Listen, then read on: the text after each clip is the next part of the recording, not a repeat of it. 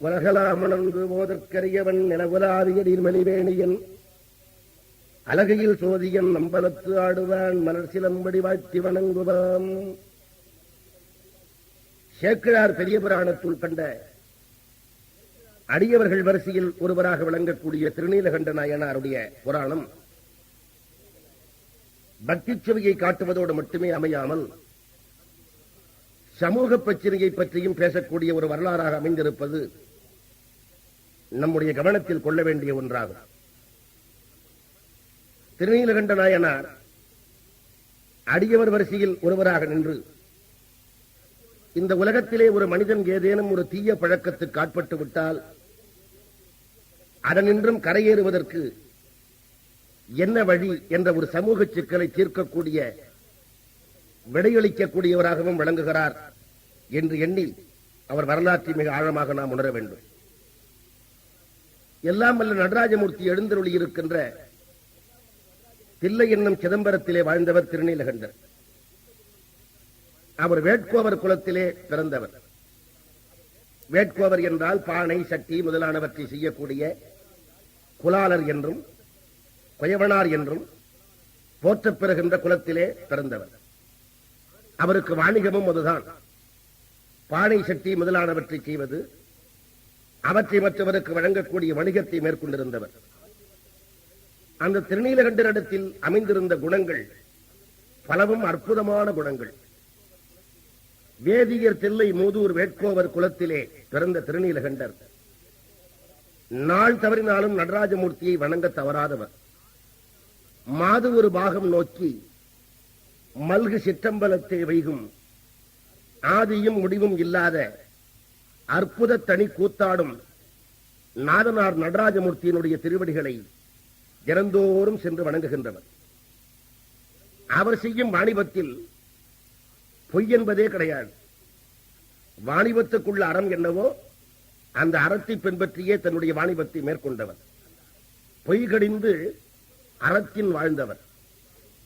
சிவபெருமானுடைய அடியவர்கள் யாராக இருந்தாலும் அவர்கள் மீது அளவற்ற அன்பு செலுத்துகின்றவர். புடல் சடை முடியார்க்கு அன்பர்.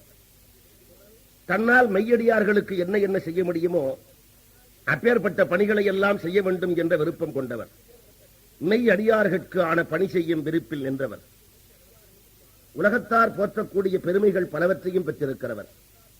செய்வ மெய் திருவின் சார்வே பொருள் எனச் சாரும் நீரும் வாழ்க்கை உடையவர்.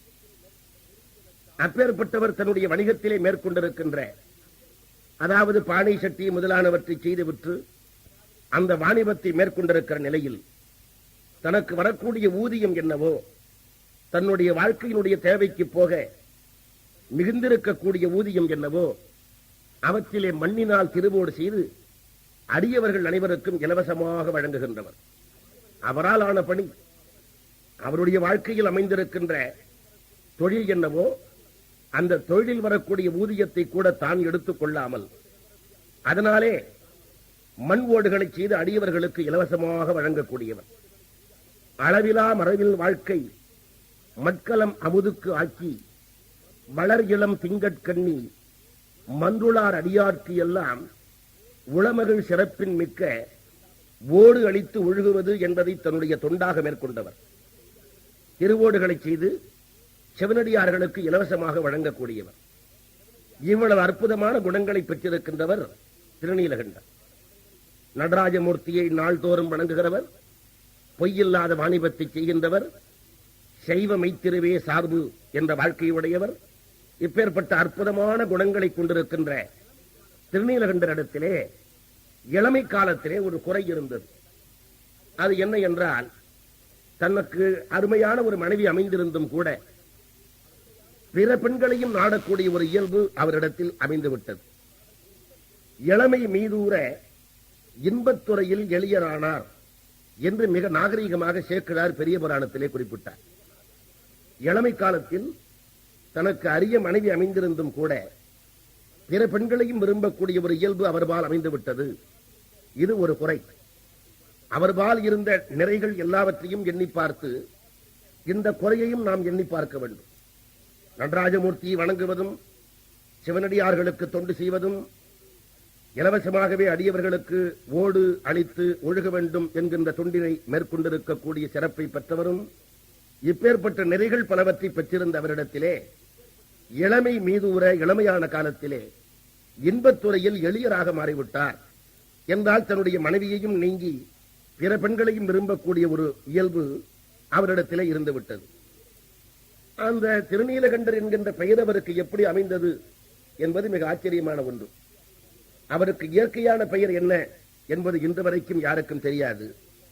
ஆனாலும் அவர் திருநீலகண்டர் என்கின்ற பெயரை பெற்றதற்கு காரணம், நின்றாலும் எழுந்தாலும் தொழுதாலும் கடந்தாலும் எதை செய்தாலும் அடிக்கடி திருநீலகண்டம் திருநீலகண்டம் என்று சொல்வது அவருக்கு வழக்கமாக அமைந்துவிட்டது. அதனாலே அவருக்கு பெயர் திருநீலகண்டர் என்றும் அமைந்துவிட்டது. அவருடைய மனைவியார் அருந்ததி போன்ற கற்பை உடையவர். அப்பேற்பட்ட சிறப்பை பெற்ற ஒரு மனைவியை பெற்றிருக்கும் ஆற்றலை அருளை இறைவன் அவருக்கு புரிந்திருந்தும் கூட பிற பெண்களையும் விரும்பக்கூடிய இளமை மீதூர இன்பத்துறையில் எளியராக மாறக்கூடிய பண்பு பெற்றிருந்தாலும் அவர் எடுத்ததற்கெல்லாம் திருநீலகண்டம் திருநீலகண்டம் என்று சொல்லி வந்ததன் விளைவாக அவருக்கு திருநீலகண்டர் என்கிற பெயர் அமைந்தது. இது இயல்பாகவே எல்லோருக்கும் உரிய ஒன்று. அவரவர்கள் தாங்கள் விரும்பும் விருப்பமான தெய்வத்தினுடைய பெயரை எழுகின்ற பொழுதும் அமர்கின்ற பொழுதும் நடக்கின்ற பொழுதும் நினைக்கின்ற பொழுதும் எல்லாம் சொல்வது வழக்கம். அப்படி எல்லாம் வல்ல சிவபெருமான் பெயர்களுக்குள் ஒன்றாக அமைந்திருக்கின்ற திருநீலகண்டம் என்கின்ற பெயரை அடிக்கடி சொன்னதாலே அவருக்கு திருநீலகண்டர் என்கின்ற பெயர் அமைந்தது. தவம் நின்று தடுத்ததென்ன தகைந்து தான் தரித்ததென்று சிவன் எந்தை கண்டம் தன்னை திருநீலகண்டம் என்பார் என்று சேக்கிழார் சுவாமிகள் குறிப்பிடுகிறார். எல்லாம் வல்ல சிவபெருமானுக்கு அமைந்திருக்கின்ற பெயர்களுக்குள்ளே ஒன்று திருநீலகண்டர் என்பது. நீலகண்டர் என்கின்ற சொல் வழக்கத்தில் இருப்பதை பல பேரும் உணர்வார்கள். கண்டம் என்றால் கழுத்து, கண்டர் என்றால் கழுத்தை உடையவர், நீலகண்டர் என்றால் நீல நிறமான கழுத்தை உடையவர். சிவபெருமானுக்கு நீலகண்டர் என்கின்ற பெயர் அமைந்தமைக்கு உள்ள வரலாறு பல பேரும் அறிவார்கள். தேவர்களும் அசுரர்களும் பார்க்கடலை கடந்து அமுதத்தை பெற வேண்டும் என்று எண்ணிய காலத்தில் ஆளாள விஷம் வெளிப்பட்டது. அந்த நஞ்சு பட்டாலே உயிரிழந்து விடுவார்கள், அதனுடைய வாடைப்பட்டாலே உயிரிழந்து விடுவார்கள். தேவர்களும் தேவ மாதர்களும் ஆளாள நஞ்சை கண்டு அஞ்சிக் கொண்டிருந்த காலத்தில் எல்லாம் வல்ல சிவபெருமான் சுந்தரமூர்த்தி சுவாமியை அனுப்பி அந்த ஆளாள நஞ்சினை கொண்டு வரச் சொல்லி தேவர்களை காக்க வேண்டும் என்பதற்காக தன்னுடைய வாயிலே இட்டுக் கொண்டார். தேவர்களுக்கும் தேவ மாதர்களுக்கும் மிகுந்த மகிழ்ச்சி, தாங்கள் உயிர் தப்பினோம் என்று. ஆனால் சிவபெருமான் ஆளாள விஷத்தை உண்டு விட்டார் என்றால் உமையம்மைக்கு பொறுக்க முடியுமா? அந்த ஆளாள விஷத்தை சிவன் தன்னுடைய வாயிலே இட்டு தொண்டைக்குழிக்கு வருகின்ற வரைக்கும் அந்த நஞ்சு வந்து கொண்டிருந்தது. உடனே உமையம்மை எல்லாம் வல்ல சிவபெருமான் கழுத்தை தன்னுடைய கையினாலே ஒரு அழுத்து அழுத்தினார். அந்த நஞ்சு சிவனுடைய கழுத்திலேயே நின்று அது நீல நிறமாக வெளியே தெரிவதால் சிவனுக்கு நீலகண்டன் என்ற பெயர் அமைந்தது என்பது வரலாறு. இப்போது சிவபெருமான் ஆலகால விஷத்தை அருந்தினார், உமையம்மை அந்த கழுத்தை அழுத்தினார், அங்கே விஷம் நின்று விட்டது. ஆகவே அவருக்கு நீலகண்டர் என்று பெயர் என்பது ஒரு கதை. நாம் இந்த கதைக்கு முக்கியத்துவம் கொடுப்பதை விட கதைக்கு உள்ளே இருக்கிற தத்துவம் என்ன என்று தெரிந்து கொள்ள வேண்டும். ஏதோ உமையம்மை சிவபெருமானுடைய கழுத்தை அழுத்தினார், நஞ்சு அங்கேயே நின்று விட்டது என்று மட்டுமே கருதக்கூடாது. கணவனுடைய கழுத்தை அழுத்தினார், அங்கே நஞ்சு நின்று விட்டது என்று மட்டுமே கருதுவோமானால் அந்த கதைக்கு ஒன்றும் பெருமை கிடையாது. பிறகு சிவபெருமானுடைய கழுத்து நீல நிறமாக மாறுவதற்கு உமையம்மை கையினாலே அழுத்திய போது அங்கே நஞ்சு நின்று விட்டது காரணம் என்றால் அதற்குள்ளே அமைந்திருக்கின்ற தத்துவம் என்ன? ஆலகால விஷத்தை திரட்டி சிவன் தன்னுடைய வாயிலே போடுகின்ற வரைக்கும் அது சிவனுடைய வாய், அது அவருடைய நாக்கிலே படுகின்ற வரைக்கும் சிவனுடைய நாக்கு, அது அவருடைய தொண்டைக்குழிக்கு செல்லுகின்ற வரைக்கும் சிவனுடைய தொண்டைக்குழி. அதற்கு மேல் அந்த விஷம் போகாமல் நின்று விட்டதற்கு காரணம் பார்வதி தேவியினுடைய மாங்கல்யம் அதை தடுத்து நிறுத்திவிட்டது என்று தெரிந்து கொள்ள வேண்டும். மனைவியின் கழுத்தில் அமைந்திருக்கின்ற மாங்கல்யம் வலுவுடையதாக இருக்குமானால் கணவன் ஆலகால விஷம் போன்ற ஒன்றை அறிந்தினாலும் கூட அவனுக்கு சாவு இல்லை என்கின்ற மகத்தான தத்துவத்தை காட்டுவது. இதைத்தான் அபிராமி அந்தாதி ஆசிரியரும் வார்சடையோன் அருந்திய நஞ்சு அமுதாக்கி அம்பிகை என்கின்ற தொடராலே பாராட்டுகின்றார்.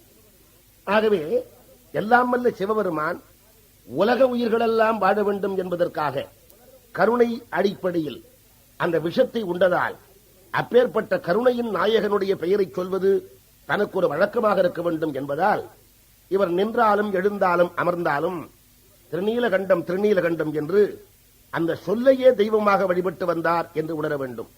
அதனால்தான் தவம் நின்று தடுத்ததென்ன தகைந்து தான் தரித்ததென்று சிவன் எந்தை கண்டம் தன்னை இவர் திருநீலகண்டம் என்று சொல்வதற்கு காரணம் புவனங்கள் உய்ய ஐயர் பொங்கு நஞ்சு உண்டதன் விளைவு. புவனம் என்கின்ற உயிர்கள் எல்லாம் வாழ வேண்டும் என்பதற்காக சிவன் கருணை மிக்கவராக இருந்து இந்த காரியத்தை செய்ததால் அவன் கருணையை தன்னுடைய உள்ளத்திலே எண்ணி அந்த சொல்லை சொல்வதன் மூலமே அவன் கருணையை உணர வேண்டும் என்று எடுத்ததற்கெல்லாம் திருநீலகண்டம் திருநீலகண்டம் என்று சொல்லி அந்த சொல்லையே தெய்வமாக வழிபடக்கூடிய இயல்பு இவருக்கு அமைந்ததால் இவருக்கு திருநீலகண்டர் என்கின்ற பெயர் அமைந்தது. அப்பேற்பட்ட பெரியவருக்கு ஒரு குறை, இன்பத்துறையில் எளியராக இருந்த குறை. அதற்காக அவருடைய மனைவியாரிடத்தில் ஏதேனும் குறைபாடு உண்டா என்றால் இல்லை என்பதை மிக தெளிவாக சேக்கிழார் நமக்கு விளக்கி காட்டிவிட்டார். அவர் தங்கள் மனைவியாரும் அருந்ததி கற்பின் மிக்கார், கற்பிலே மிக்கவள் அருந்ததி என்று புராணங்கள் பாராட்டிக் கொண்டிருந்தாலும் அருந்ததியையும் விட மிக்க கற்புடையவள் திருநீலகண்டருக்கு அமைந்திருக்கிற மனைவியார். ஆகவே அவர் தங்கள் மனைவியாரும் அருந்ததி கற்பின் மிக்கார். அது மட்டுமல்ல, அவருடைய தோற்றம் எத்தகையது என்றால் தாமரை பூவிலே தோன்றக்கூடிய திருமகள் என்ன அழகோ அதை போன்ற அழகை பெற்றிருக்கிறவர். தேனமர் கமலப்போதில் திருவினும் உருவம் மிக்கார், அழகுக்கே உரியவளாக சொல்லக்கூடிய திருமகள் உண்டே அதை போன்ற தோற்றத்தை பெற்றிருக்கின்றனர் என்றால் இங்கே சேக்கிழார் சுவாமிகள் திருநீலகண்டருக்கு அமைந்திருக்கின்ற மனைவியாரினுடைய தோற்றத்தை, அழகை, பொலிவை திருமகளோடு ஒப்பிட்டுச் சொல்வதற்குள்ள காரணம் என்ன என்றால் இவர் இன்பத்துறையில் எளியராக செல்வதற்கு உள்ள அவசியம் தேவையில்லை என்பதை சுட்டிக்காட்டுவதற்காக. மனைவி அழகு அற்றவள் என்றோ அல்லது குறைவுடையவள் என்றோ ஏதேனும் ஒரு காரணத்தை காட்டி நியாயப்படுத்துவதற்கான வழி எதுவும் இல்லை என்பதை சுட்டிக்காட்டுவதற்காகவே தேனமர் கமலப்போதில் திருவினும் உருவம் மிக்கார் என்று அவருடைய மனைவியாரை குறிப்பிடுகின்றார் சேக்கிழார் சுவாமிகள். அவருடைய மனைவியாருக்கு உள்ளத்திலே ஒரு பெரிய குறை, அதாவது கணவன் இன்பத்துறையில் எளியராக இருக்கிறாரே, மற்ற உயர் பண்புகள் பல படித்திருந்தும் கூட இன்பத்துறையில் எளியராக இருக்கிறாரே என்கின்ற உள்ள குறைபாடு அவர் மனைவியாருக்கு அமைந்திருந்தது. இருப்பது நியாயம்தான், இருக்க வேண்டியதுதான். ஆகவே அவர் தன்னுடைய உள்ளத்திலே அந்த குறையை வைத்துக் கொண்டுதான் இருந்தார். ஆனால் அதற்காக தன்னுடைய கணவனிடத்திலே பெரும் போர் எல்லாம் செய்ய முற்பட்டு அயலார் அனைவரும் அறியக்கூடிய வகையிலே தன்னுடைய கணவனுடைய ஒழுக்க குறைவை வெளிப்படுத்தக்கூடிய பண்பெல்லாம் அவர் மனைவியாரிடத்திலே இல்லை. அல்லது தன்னுடைய கணவன் இன்பத்துறையில் எளியராக இருக்கிறார் என்பதற்காக கணவனாருக்கு செய்ய வேண்டிய கடமைகள் எதையும் செய்யாமல் பிற்பட்டு கிடக்கின்ற தன்மையும் அவர் மனைவியால் இல்லை. அவர் எல்லாவற்றையும் தன்னுடைய கணவனுக்கு செய்ய வேண்டிய கடமைகள் எல்லாவற்றையும் செய்தார். ஆனால் இன்பத்துறையில் எளியராக தன்னுடைய கணவனார் இருந்ததால் இல்லறத்திற்கு உரிய உடல் உறவு என்கின்ற ஒன்றை மட்டும் கணவரோடு மேற்கொள்ளாமல் இருந்தார். ஊடலால் மனையின் வாழ்க்கை ஏனைய எல்லாம் செய்து உடன் உறவு இசையாரானார். தன்னுடைய கணவனார் பரத்தையர்கள்பால் சேர்ந்து திரும்புவதை அறிந்து அதனாலே உள்ளம் வெதும்பி கிடக்கின்ற மனைவியார் கணவனாருக்கு செய்ய வேண்டிய நித்திய கடமைகள் எது ஒன்றிலேயும் பிற்படாமல் அவற்றையெல்லாம் குறைவரச் செய்து ஆனால் உடன் உறைவு என்கின்ற ஒன்றை மட்டும் இசையாமல் இருந்தார். ஆனதம் கேழ்வர் ஆங்கோர் பரத்தைபால் அணைந்து நன்ன மானம் முன் பொறாது வந்த ஊடலால். தன்னுடைய கணவனார் இவ்வாறு இருக்கிறாரே என்று உலகம் நிச்சயம் பேசும் அல்லவா, அதனாலே தனக்கு ஒரு மானக்குறைவு ஏற்படும் அல்லவா, அதனாலே உள்ளத்திலே ஒரு வருத்தம் தோன்றுவது இயற்கை அல்லவா. அந்த மானம் பொறாது முன் வந்த ஊடலால் கணவனாருக்கு செய்ய வேண்டிய கடமைகளை செய்து மனையின் வாழ்க்கை ஏனைய எல்லாம் செய்து உடன் உறவு இசையாரானார். அழகிலே திருமகள் போன்றிருக்கின்ற அவருடைய மனைவியார். இது உண்மையிலேயே மனைவி இவ்வாறு உள்ளத்திலே குறையோடு இருப்பது திருநீலகண்டருக்கும் உள்ளத்திலே ஒரு விதமான வருத்தத்தை ஏற்படுத்தித்தான் இருக்க வேண்டும். அறிந்தோ அறியாமலோ ஒரு பழக்கத்திற்கு நாம் ஆட்பட்டு விட்டோம். அதனுடைய விளைவாக தேனமர் கமலப்போதிலே இருக்கின்ற திருமகளையும் விட அழகு வாய்ந்த தன்னுடைய மனைவி உள்ளத்திலே வருத்தம் கொண்டிருப்பது இயற்கைதான், அது நியாயம்தான். எப்படியும் அதை போக்க வேண்டும் என்கின்ற ஒரு வருத்தம் திருநீலகண்டர் உள்ளத்திலேயும் நிச்சயம் இருந்திருக்க வேண்டும், இல்லாமல் இருக்க முடியாது. ஆகவே எப்படியும் தன்னுடைய மனைவியினிடத்திலே பரிவாக பேசி அவள் உள்ளத்தை மாற்றிவிட வேண்டும் என்கின்ற முயற்சியிலே திருநீலகண்டர் ஒரு நாள் ஈடுபட்டார். அவள் தன்னிடத்திலே உடன் உறைவு இசையாமல் இருப்பதனாலே, தன்னிடத்திலே புலவி கொண்டிருப்பதனாலே, தன்னிடத்திலே வருத்தம் கொண்டிருப்பதனாலே அந்த புலவி வருத்தத்தை தீர்க்க வேண்டும் என்கின்ற எண்ணத்தோடு ஒரு நாள் தன்னுடைய மனைவியின் பக்கத்திலே சென்று மென்மையாக பேசி அவளை தீண்டுவதற்காக முயன்று பக்கத்திலே செல்லுகின்ற நேரத்திலே கோபம் கொண்ட மனைவியார், இவர் எந்த ஒரு சொல்லை தினந்தோறும் தெய்வமாகவே போற்றுவாரோ, அதாவது திருநீலகண்டம் திருநீலகண்டம் என்கின்ற சொல்லைத்தானே போற்றுவார், அந்த திருநீலகண்டம் என்கின்ற சொல்லை பயன்படுத்தி தன்னை தீண்டக்கூடாது என்று மிகப்பெரியதொரு ஆணையிட்டார். எம்மை தீண்டுவீராயின் திருநீலகண்டம் என்று மிக கடுமையாக பேசிவிட்டார் அவர் மனைவியார். மூண்ட அப்புலவி தீர்க்க அன்பனார் முன்பு சென்று பூந்தயங்கு இளமென் சாயல் பொற்கொடி அணையார் தம்மை வேண்டுவ இறந்து கூறி மெய்யுற அணையும் போதில் தீண்டுவீராயின் எம்மை திருநீலகண்டம் என்றார். என்னை தீண்டினால் திருநீலகண்டம் என்று சொன்னால் நீங்கள் வணங்குகின்ற திருநீலகண்டத்தினுடைய பெயராலே சொல்லுகிறேன், என்னை தீண்டக்கூடாது என்று மிகப்பெரியதொரு சூழ் உறவு, மிகப்பெரியதொரு ஆணை இட்டுவிட்டார். இதுவரைக்கும் சேக்கிழார் பெரிய புராணத்திலே திருநீலகண்டரை குறிப்பிடுகின்ற போது வேட்கோவர் என்கின்ற தொழிலின் அடிப்படையிலே ஒரு சொல்லும், திருநீலகண்டம் என்று சொல்லை சொல்லுகின்றவர் என்கின்ற அடிப்படையிலே ஒரு சொல்லும், இந்த இரண்டு சொல்லும் தான் அவரை குறிப்பிடுவதற்காக சேக்கிழார் பயன்படுத்தியிருக்கிறார். இப்போது தான் எந்த சொல்லையே தெய்வமாக எண்ணி எண்ணி வணங்குகிறாரோ அந்த திருநீலகண்டம் என்கின்ற சொல்லின் மேலே அந்த அம்மையார் சூளுறவு இட்டவுடன், அந்த அம்மையார் ஆணையிட்டவுடன், தீண்டுவீராயின் எம்மை திருநீலகண்டம் என்று சொன்னவுடன் அவர் தன்னுடைய இரண்டு கால்களையும் எடுத்து பெண்ணுக்கு வைத்தார். அப்படி பெண்ணுக்கு வைத்ததோடு மட்டுமல்ல, மனைவியார் சொன்ன தொடரை கொஞ்சம் ஆழமாகவே அவர் தன்னுடைய காதிலே வாங்கிக் கொண்டார். மனைவியார் சொன்னது என்ன? தீண்டுவீராயின் எம்மை திருநீலகண்டம் என்றால் எம்மை தீண்டுவீராயின் திருநீலகண்டம், திருநீலகண்டத்தின் மீது ஆணையாக எம்மை தீண்டக்கூடாது என்று அவருடைய மனைவி சொன்னார். எம்மை தீண்டுவீராயின் திருநீலகண்டம் என்று அம்மையார் சொன்னதை கேட்டவுடனே அவர் இரண்டடி தன்னுடைய கால்களை பின்னாலே எடுத்து வைத்து, நீ எம்மை என்று சொல்லிவிட்டதனால் உன்னை மட்டுமல்ல இனிமேல் பிற பெண்களையும் மெய்யால் மட்டுமல்ல மனதாலும் தீண்ட மாட்டேன் என்ற மிகப்பெரியதொரு சத்தியத்தை செய்தார் திருநீலகண்டர்.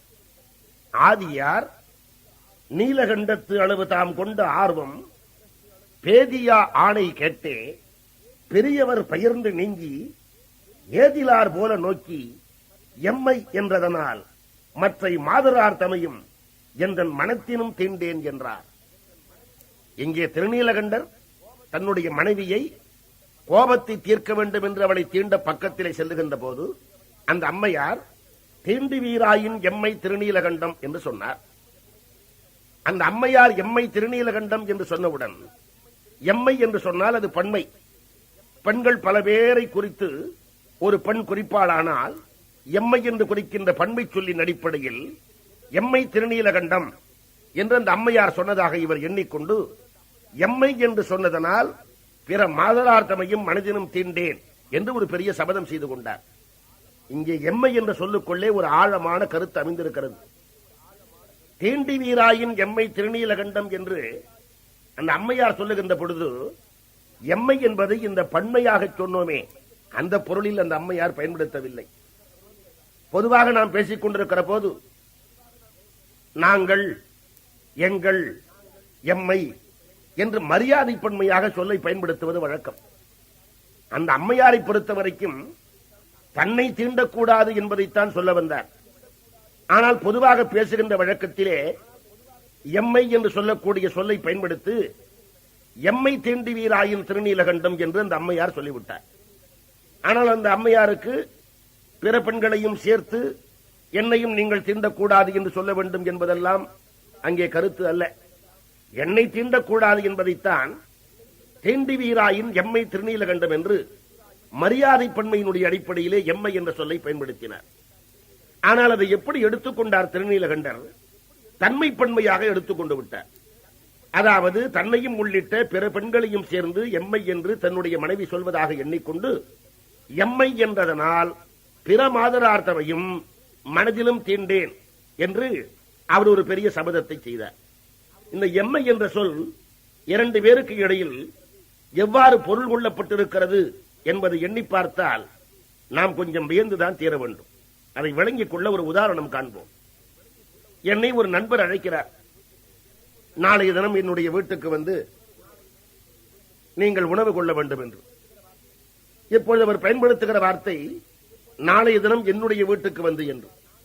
எல்லோரும் அப்படி சொல்லுகிறார்கள் என்று கூற முடியாது. இன்னொரு நண்பர் என்னை அழைக்கின்ற பொழுது நீங்கள் நாளைக்கு நம்முடைய வீட்டுக்கு வந்து விருந்து உண்ண வேண்டும் என்று அழைக்கிறார்.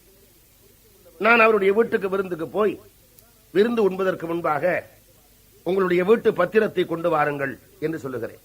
அவருக்கு ஆச்சரியம். இது என்ன, இவரை விருந்துக்கு அழைத்தால் வீட்டு பத்திரத்தை கொண்டு வாருங்கள் என்று சொல்லுகிறார். அவர் எதற்காக வீட்டு பத்திரம் என்று கேட்டால் நீங்கள் கொண்டு வாருங்கள் என்று சொல்லி, சரி என்ன செய்ய வேண்டும் என்று கேட்டால் உங்கள் வீட்டிலே பாதியை எனக்கு எழுதி கொடுங்கள் என்று நான் சொல்லுகிறேன். அவருக்கு இன்னும் அதிர்ச்சி. இவரை விருந்து உண்ண அழைத்ததே தவறாக போய்விட்டதே. விருந்து உண்ண வாருங்கள் என்று அழைத்தால் வீட்டு பத்திரத்தை கொண்டு வா, வீட்டிலே பாதியை கொடு என்று கேட்கிறாரே. உடனே அவர் என்ன இப்படி கேட்கிறீர்கள் என்று என்னை கேட்டால், என்னை விருந்து கழிக்கிற போது என்ன சொல்லி அழைத்தீர்கள் என்று நான் கேட்கிறேன். நாளைக்கு நம்முடைய வீட்டிலே விருந்துண்ண வர வேண்டும் என்று அழைத்தேன் என்று அவர் சொல்லுகிறார். நம்முடைய வீடு என்றால் எனக்கும் பங்கு உண்டா இல்லையா, ஆகவே பாதி கொண்டு வா என்று நான் சொன்னால் எப்படியோ அப்படித்தான் நம்முடைய வீட்டுக்கு விருந்துண்ண வர வேண்டும் என்ற மரியாதை பன்மையிலே அவர் அழைப்பதைப் போல எம்மை தீண்டுவீராயின் திருநீலகண்டம் என்று இவருடைய மனைவியார் சொல்ல, நான் எம்மை என்றதனால் எனக்கும் பாதி உண்டு என்று சொல்வது போல இவர் எம்மை என்றதனால் பிற பெண்களையும் சேர்த்து சொல்வதாக கருதி கொண்டார். இதுதான் திருநீலகண்டர் மனைவியாருக்கும் அந்த திருநீலகண்டருக்கும் இடையிலே எம்மை என்ற சொல்லுக்கு அமைந்திருக்கின்ற பொருள் வேறுபாட்டின் காரணமாக ஏற்பட்ட ஒரு சபதம். எல்லாம் அல்ல இறைவன் இந்த சொல்லின் மூலமே திருநீலகண்டரிடத்திலே ஒரு மாற்றத்தை உண்டாக்கிவிட்டான். என்ன காரணம்? இவரும் திருநீலகண்டம் என்கின்ற ஒரு சொல்லையே தெய்வமாக எண்ணிக்கொண்டிருந்ததால் அந்த சொல்லினுடைய அடிப்படையிலேயே இவர்பால் ஒரு மாற்றத்தை ஏற்படுத்த வேண்டும் என்று திருவுள்ளம் பற்றிய எல்லாம் அல்ல சிவபெருமான் தீண்டுவீராயின் எம்மை திருநீலகண்டம் என்று அந்த அம்மையார் மரியாதை பன்மையாக பயன்படுத்திய சொல்லை இவர் தன்மை பன்மையாக ஏற்றுக்கொண்டு தீண்டுவீராயின் எம்மை திருநீலகண்டம் என்பதனால் எம்மை என்றதனால் மற்ற மாதரார்த்தமையும் எந்த மனதினும் தீண்டேன் என்ற ஒரு தீர்மானமான முடிவுக்கு வந்தார். இப்போது சேக்கிழார் இவருக்கு பயன்படுத்தி இருக்கிற சொல்லை கவனிக்க வேண்டும். வேட்கோவர் என்றும் திருநீலகண்டர் என்றும் சொல்லிக் கொண்டு வந்த சேக்கிழார் அடுத்தபடியாக இந்த இடத்தில் எம்மை தீண்டுவீராயின் திருநீலகண்டம் என்று மனைவி சொன்னவுடன் அவர் 2 அடி எடுத்து பின்னாலே வைத்தார் என்பதை குறிப்பிட வருகிற போது, பேதியா ஆணை கேட்ட பெரியவர் பெயர்ந்து நீங்கி, இங்கே திருநீலகண்டருக்கு சேக்கிழார் பயன்படுத்துகிற சொல் பெரியவர். பெரியவர் என்கின்ற சொல்லை இந்த இடத்திலே ஏன் பயன்படுத்த வேண்டும்? நீண்ட நெடுங்காலமாக தனக்கு இருக்கின்ற ஒரு பழக்கத்தை ஒரே கணத்திலே மாற்றிக்கொள்ளப் போகிறார் திருநீலகண்டர். இன்பத்துறையில் எளியராக இருந்த ஒருவர் தான் வணங்கும் தெய்வச் சொல்லாகிய திருநீலகண்டத்தின் மேலே மனைவி ஆணையிட்டவுடன் பிற மாதரார்த்தமையும் மனதினும் தீண்டேன் என்ற தீர்மானமான ஒரு முடிவுக்கு வந்து வாழ்க்கையினுடைய முடிவு வரைக்கும் அதையே அவர் கடைபிடித்து தீரப்போகிறார். இது அவ்வளவு சீக்கிரம் நடக்கக்கூடிய செயலா?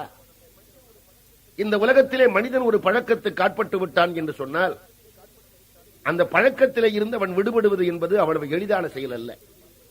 நாம் எத்தனையோ பேரை பார்க்கிறோம். உலகத்திலே மனிதன் ஏதேனும் ஒரு பழக்கத்துக்கு ஆட்பட்டு விடுகிறான். அது நல்ல பழக்கமாக இருந்தாலும் கெட்ட பழக்கமாக இருந்தாலும் பழக்கம் என்பது உடலோடு சேர்ந்து விட்ட பிறகு அதிலே இருந்து விடுபடுவது என்பது அவ்வளவு எளிதான காரியம் அல்ல. ஆனால் இவர் ஒரே ஒரு கணத்தில் திருநீலகண்டம் என்கின்ற சொல்லின் மேலே தன்னுடைய மனைவி ஆணையிட்டார் என்கின்ற ஒரே ஒரு சொல்லை கேட்ட அளவில் நீண்ட காலம் இன்பத்துறையில் எளியராக இருந்த ஒருவர் அந்த பழக்கத்திலே இருந்து முற்றிலும் தன்னை மாற்றிக்கொள்ளப் போகிறார் என்பதால் இது யாரும் செய்யக்கூடிய செயல் அல்ல, இது செயற்கரிய செயல். ஆகவே செயற்கு அரிய செயலை செய்யக்கூடியவர் பெரியவர் என்று திருவள்ளுவர் சொன்னார் அல்லவா? ஆகவே செயற்கரிய செய்வார் பெரியர் என்று சொன்ன அந்த குரலை உள்ளடக்கி ஒரே கணத்திலே நீண்ட காலம் தனக்கு இருந்த பழக்கத்தை இவர் விட்டுவிடப் போகிறார், செயற்கரிய செயலை செய்யப் போகிறார் என்பதனாலே திருக்குறளின் அடிப்படையிலே பெரியவர் என்கின்ற சொல்லை இங்கே பயன்படுத்துகிறார் சேக்கிழார் என்று நாம் எண்ணி மகிழ வேண்டும். ஆதியார் நீலகண்டத்து அளவு தாம் கொண்ட ஆர்வம் பேதியா ஆணை கேட்டே பெரியவர் பயிர்ந்து நீங்கி மனைவியை ஏதோ முற்றிலும் மாறுபட்ட புதிய ஒருவரை பார்ப்பது போலே, தொடர்பற்ற ஒருவரை பார்ப்பது போலே தன்னுடைய கண்களாலே பார்த்து ஏதிலார் போல நோக்கி எம்மை என்றதனால் மற்ற மாதரார் தமையும் எந்தன் மனத்தினும் தீண்டேன் என்றார். இந்த உலகத்தில் முதல் ஒரு மனிதனுக்கு ஒரு பழக்கத்தை உண்டாக்கி கொடுப்பது உள்ளம். உள்ளம் ஒரு நாள் ஒரு பழக்கத்தை உண்டாக்கி கொடுத்தவுடன் உடல் அந்த பழக்கத்தை கெட்டியாக பிடித்துக் கொள்ளுகிறது. ஒரே ஒரு நாள் தான் உள்ளம் அந்த பழக்கத்தை ஏற்படுத்தி கொடுக்கிறது, உடல் அந்த பழக்கத்தை கெட்டியாக பிடித்துக் கொள்கிறது. ஒரு நாள் கூட இடைவெளி இல்லாமல் அந்த பழக்கத்தை உடம்பு மேற்கொண்டே வருகிறது. ஒரு குறிப்பிட்ட கால எல்லையில் முதல் அந்த பழக்கத்தை ஏற்படுத்தி கொடுத்த உள்ளம் அந்த உடம்பை பார்த்து இந்த பழக்கம் இனிமேல் வேண்டாம், இது நிறுத்திக்கொள் என்று சொன்னால் உடம்பு அதை கேட்பதில்லை. ஒரு பழக்கத்தை உள்ளம் ஏற்படுத்தி கொடுத்த போது உடனடியாக அதை ஏற்றுக்கொண்ட அந்த உடம்பு அந்த பழக்கத்தை விட்டுவிடு என்று உள்ளம் சொன்னவுடன் உடம்பு அதே போல விட்டுவிட வேண்டுமல்லவா? ஆனால் உடம்பு விடுவதில்லை. விடுவது போலே ஒரு நாள் 2 நாள் முயற்சி செய்யும், விட்டுவிடுவதாக சில பேர் பேசுவார்கள். ஆனால் 2-3 நாள் இடைவெளியில் உடனடியாக மறுபடியும் அந்த பழக்கம் தொடர்ந்து விடும். தொடர்ந்து விடுவதோடு மட்டுமல்ல, அந்த அளவிலே இருந்தாலும் கூட பரவாயில்லை, அதற்கு மேல் என்ன நிகழும் என்பதுதான் சிந்திக்க வேண்டும். உள்ளம் ஒரு பழக்கத்தை ஏற்படுத்தி கொடுத்து உடம்பு அந்த பழக்கத்தை தொடர்ந்து கடைபிடித்துக் கொண்டு வந்து உள்ளம் அந்த பழக்கத்தை விடு என்று சொன்னவுடன் உடம்பு அந்த பழக்கத்தை விட முடியாமல் விடுவது போலே நடித்து மறுபடியும் அந்த பழக்கத்தை மேற்கொள்ளுகின்ற எல்லையோடு மட்டுமல்லாமல் அடுத்து என்ன நிகழும் என்றால் உடம்பு கொஞ்சம் கொஞ்சமாக தன்னுடைய பழக்கத்தின் காரணமாக உள்ளத்தையும் தன் பக்கம் இழுத்துக் கொள்ளும். அதுதான் மிகவும் ஆபத்தான நிலை. சில பேருக்கு சில குறிப்பிட்ட பழக்கம் இருக்கிறது, அது தீய பழக்கமாக இருக்கிறது. அதை விட வேண்டும் என்று மற்றவர்கள் சொல்லுகிறார்கள், அந்த பழக்கத்தை விட வேண்டும் என்று அவரும் எண்ணுகிறார். ஆகவே அந்த பழக்கத்தை தான் விட்டு விடுவதாக பேசிக் கொள்வார். நாளைய தினம் முதல் நிச்சயம் இந்த பழக்கம் எனக்கு இல்லை, இது இல்லாவிட்டால் என்னுடைய உயிரா போய்விடும், நிச்சயமாக இந்த பழக்கத்தை மேற்கொள்ளப் போவதில்லை, கட்டுப்படுத்த முடியாத மனதை உடையவன் மனிதனா என்றெல்லாம் வீரம் பேசி 1 நாளோ 2 நாளோ அதிலே உறுதியாக இருப்பது போல இருப்பார். மறுபடியும் அந்த பழக்கத்துக்கு போய்விடுவார். பழக்கத்துக்கு போய்விட்ட பிறகு அவரிடத்தில் புதியதாக ஒரு வாதம் தோன்றும். அது என்ன வாதம் என்றால், நண்பர்களை அடைத்து வைத்துக் கொண்டு நீங்கள் சொல்லுகிறபடி இந்த பழக்கம் கட்ட பழக்கம் என்பதை ஏற்றுக்கொள்ளுகிறேன், உண்மைதான், இந்த பழக்கம் தவறானதுதான். ஆனால் என்னுடைய சந்தேகம் எல்லாம் என்ன, இந்த ஒரு பழக்கம் உள்ளவன் மட்டும்தான் உலகத்தில் சாகிறானா? இப்போது அவரிடத்திலே என்ன எண்ணம் தோன்றிவிட்டது பாருங்கள். அந்த பழக்கத்தை விட வேண்டும் என்றவர் முயன்று பார்த்து விட முடியாத போது அந்த உடம்பு இப்பொழுது உள்ளத்தையும் தன் பக்கம் இழுக்க தொடங்கி விடுகிறது.